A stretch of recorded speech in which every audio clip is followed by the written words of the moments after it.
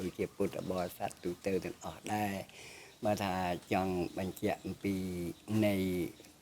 ព្រះបារមីព្រះអង្គធំនេះកាលពីទឹកជួសជុលថ្មីនេះក្រោយអំពីរបប3ឆ្នាំ8ខែ20ថ្ងៃក្រោយពីបនបល័យពូជសាសដែលគេវាយបំបែកចោលនៅប្រកែសនេះណា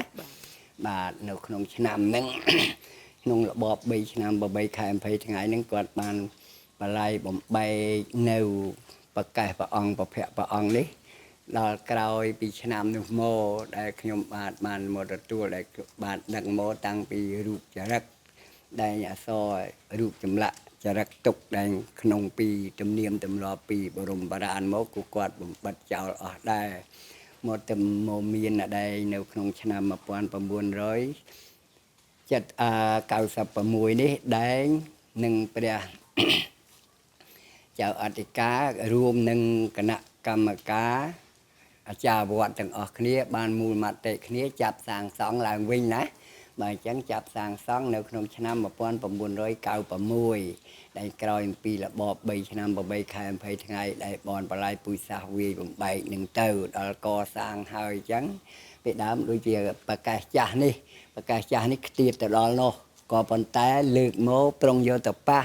ក៏ប៉ុន្តែដល់លើកលោកអត់រួចក៏តកលលោកទុកខាងក្រោមនឹងទៅហើយក៏មូលមតិគ្នាយកសិមងមកកែ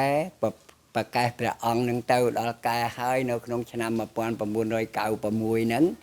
ដល់មើលទៅអាក្រក់មើលពេកបាទសិមងសថ្មខ្មៅដល់អញ្ចឹងបានមូលមតិគ្នាទិញថ្នាំនៅក្នុងឆ្នាំ1996ហ្នឹងទិញថ្នាំយកមកកែប្រភពដល់កែប្រភពអញ្ចឹងទៅភោផង់ដល់ប្រភពតួអង្គនេះនៅខ្មៅឃ្លី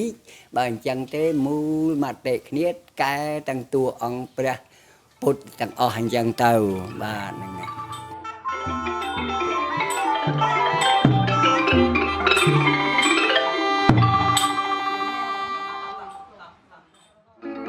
យ